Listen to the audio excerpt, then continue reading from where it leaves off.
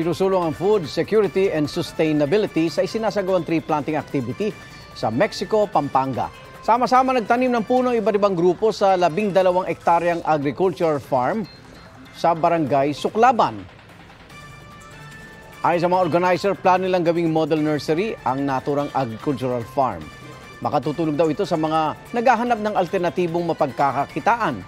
Bukod sa pagpaganda ng mga taniman sa bansa, kailangan din daw ng sapat na suporta sa mga magsasaka pero para makamit ang food security at sustainability sa bansa.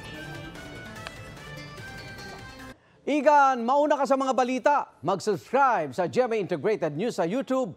Sa mga kapuso abroad, subaybayan nyo kami sa GMA Pinoy TV at sa www.gmanews.tv.